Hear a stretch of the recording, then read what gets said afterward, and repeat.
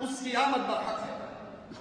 صحیح مسلم میں حضرت حذیفہ رضی اللہ عنہ وارضاہ کا فرمان ہے، فرماتے ہیں رسول اللہ صلی اللہ علیہ وسلم ہمارے پاس تشریف لائے، ہم باتیں کر رہے تھے، آپ نے پوچھا کیا باتیں کر رہے ہو؟ ہم نے کہا ہم قیامت کی باتیں کر رہے ہیں۔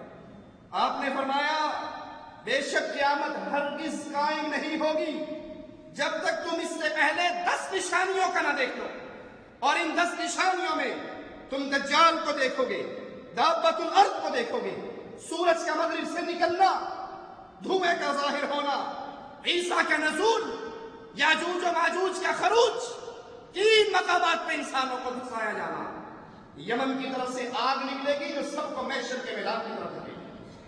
رسول اللہ صلی اللہ علیہ وسلم فرماتے ہیں لا محالہ، لازمی بات ہے، دجال تم پر آ کر رہے گا، اس کی آمد یقیناً برحق ہے۔ اللہ کے لیے اپنے نبی کی باتوں کو ذرا دلوں میں جگہ دینا، یہ اس کا فرمان ہے جو اپنی مرضی سے کلام وَمَا يَنْطِقُ عَنِ الْهَوَىٰ إِنْ هُوَ إِلَّا وَحْيٌ يُوحَىٰ۔ محمد کریم تب بولتے ہیں جب عرش والا بلانا چاہتا ہے، آسمان والا حکم دیتا ہے، مدینے والا زبان کھولتا ہے، اور جب تک رب بلانا نہیں چاہتا نبی دین کی بات زبان سے ادا۔ فرمایا یقیناً دجال تم میں آ کر رہے گا۔ تمام انبیاء نے اپنی امتوں کو دجال سے ڈرایا۔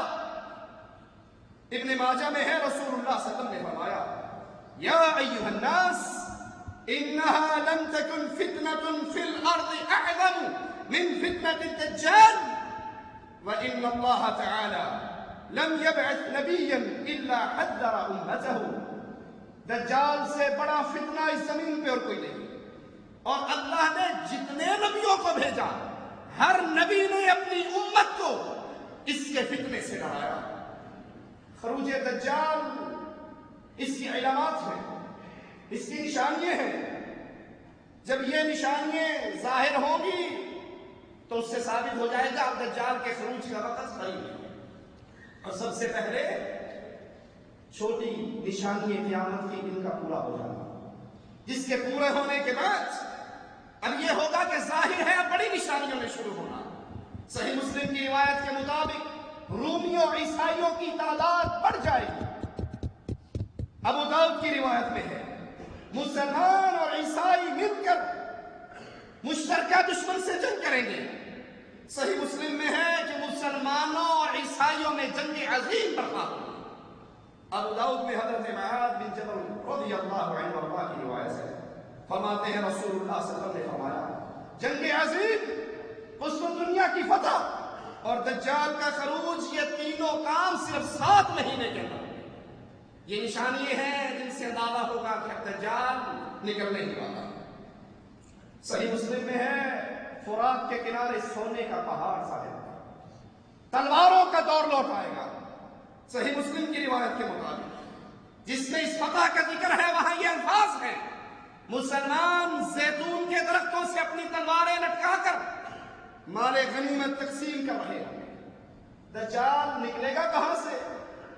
ترمذی میں، مسند احمد میں، ابن ماجہ میں، ابو بکر صدیق رضی اللہ عنہ وارضاہ سے روایت ہے رسول اللہ صلی اللہ علیہ وسلم نے فرمایا الدجال یخرج من ارض بالمشرق، دجال مشرق سے نکلے گا، اس زمین سے یقال لها خراسان، جس کو خراسان کہا جاتا ہے۔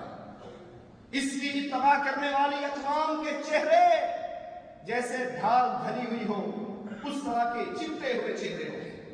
صحیح مسلم میں حضرت انس سے روایت ہے رضی اللہ عنہ وارضاہ، فرماتے ہیں رسول اللہ صلی اللہ علیہ وسلم نے فرمایا یخرج دجال من یہودیہ اصبہان معه 70,000 من الیہود۔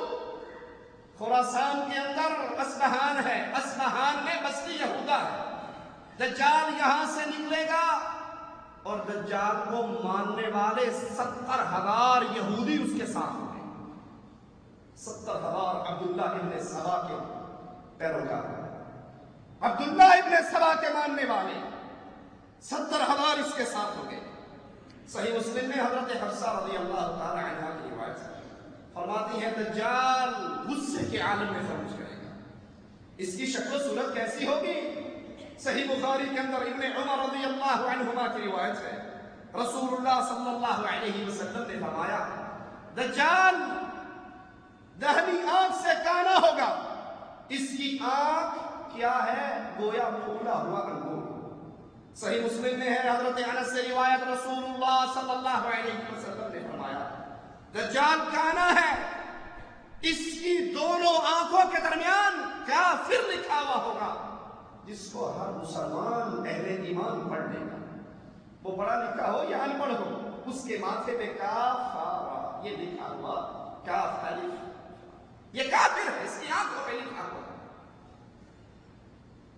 یہ ساری حدیثیں سن کر دل میں سوال پیدا ہوتا ہے، کیا دجال دنیا میں موجود ہے؟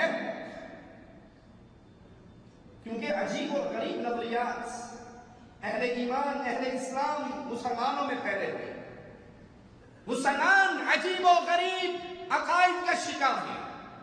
کس قسم کے؟ یہ ہمارے ہاتھ میں رسائل و مسائل سید ابو الاعلی مودودی صاحب کی، اس کا صفحہ نمبر 35 پہ سائل سوال کرتا ہے، قرآن و حدیث میں بہت سے ایسے امور بیان ہوئے ہیں جنہیں زمانہ حال کی تحقیقات غلط قرار دیتی ہیں۔ مثلا کانا دجال کے متعلق مشہور ہے کہ وہ کہیں قید میں ہے، تو آخر وہ کون سی جگہ ہے جہاں دجال قید میں ہے؟ آج تو دنیا کا کونا کونا انسان نے چھان مارا ہے، لیکن کانے دجال کا کہیں پتہ نہیں لگا۔ اب بتائیے سید صاحب کہ وہ کہیں ہے بھی یا نہیں؟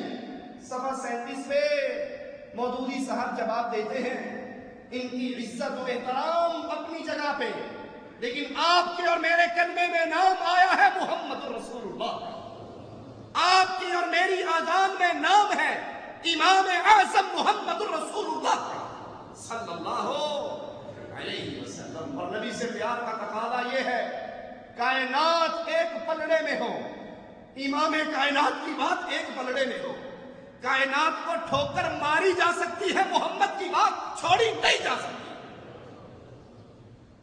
سید صاحب جواب میں کہتے ہیں، یہ کانا دجال وغیرہ تو افسانے ہیں۔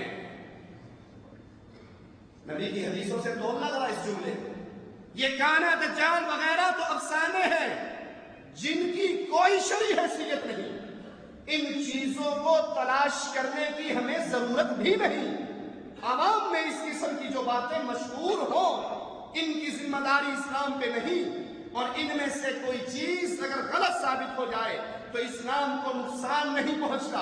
رسائل و مسائل حصہ اول، ترجمان القرآن، رمضان شوال 64 ہجری، ستمبر اکتوبر 1945۔ اس کو سامنے رکھیے اور آئیے اس کی زبان کے جملے سنتے ہیں جس نے اپنے صحابی سے کہا تھا، اللہ کی قسم لکھ، اس زبان سے جو ادا ہوگا حق ادا ہوگا، اس زبان سے جھوٹ ادا ہو سکتا۔ رسول اللہ صلی اللہ علیہ وسلم کی یہ حدیث صحیح مسلم میں، مسند احمد میں، ابو داؤد میں، ابن ماجہ میں، ترمذی میں حضرت فاطمہ روایت فرماتی ہے، میں نے رسول اللہ صلی اللہ علیہ وسلم کے منادی کو، آواز دینے والے کو آواز دیتے ہوئے سنا کہ آؤ مسجد میں نماز کے لیے اکٹھے ہو جاؤ۔ میں بھی نکلی، رسول اللہ کے ساتھ نماز پڑھی صلی اللہ علیہ وسلم۔ میرے نبی کا نام آئے تو کہا کہ صلی اللہ علیہ وسلم۔ آقا نے کہا تھا اس کا ناک خاک آلود ہو، خاک آلود ہو، خاک آلود ہو۔ صحابہ نے کہا کس بدنصیب کا یا رسول اللہ صلی اللہ علیہ وسلم؟ کہا جس کے سامنے میرا نام لیا جائے مجھ پہ درود، انگوٹھے چومنے کافی رہے گا، درود نہ پڑے